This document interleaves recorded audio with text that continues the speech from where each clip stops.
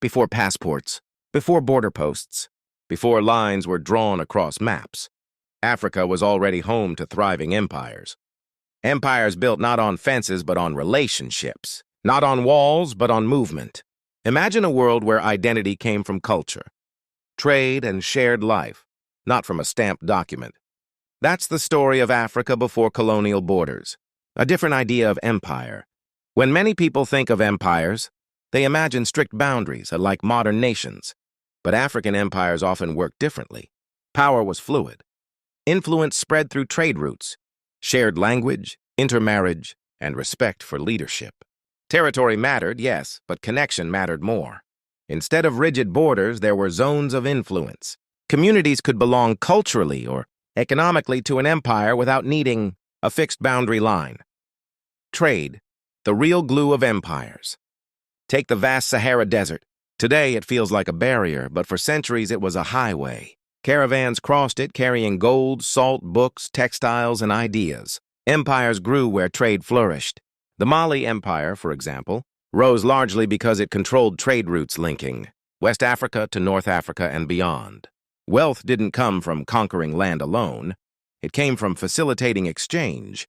And cities like Timbuktu became global centers of scholarship, commerce, and culture without needing rigid national boundaries. Leadership rooted in relationships. African rulers often governed through alliances rather than direct control. One famous leader, Mansa Musa, is remembered not just for wealth, but for diplomacy, generosity, and cultural influence. His pilgrimage to Mecca connected West Africa to the wider world economically and intellectually. Leadership meant responsibility, protecting trade, maintaining peace, supporting learning, not simply drawing lines on a map. Geography encouraged movement. Africa's geography naturally encouraged interconnectedness. The Nile River connected communities across northeastern Africa. The Indian Ocean linked East Africa to Arabia, India, and Asia. Ports, rivers, and deserts weren't obstacles. They were lifelines. People moved with seasons, trade cycles, and opportunities. Identity was flexible because life required mobility. Examples beyond West Africa. Further south, the civilization centered at Great Zimbabwe flourished through cattle herding, gold trade, and regional networks. Influence radiated outward, culturally and economically rather than through tight borders. In the Horn of Africa, the Aksum Empire became a major trading power linking Africa, the Middle East, and Asia.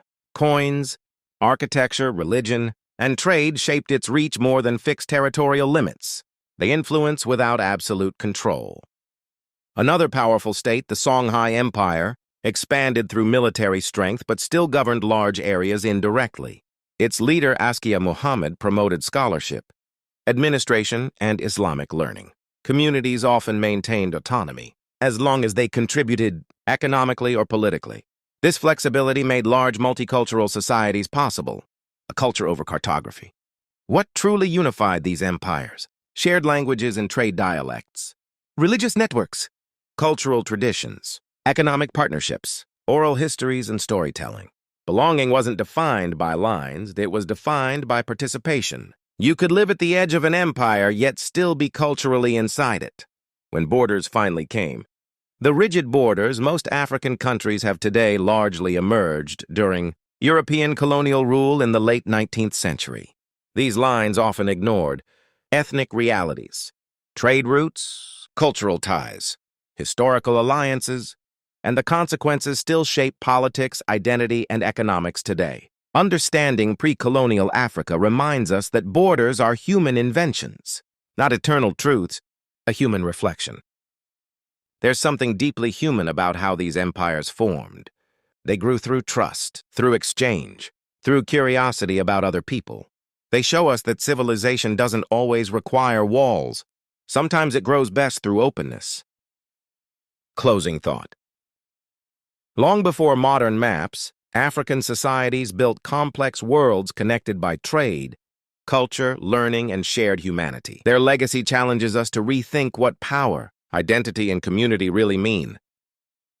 Maybe the question isn't just why borders exist, but whether they're always necessary.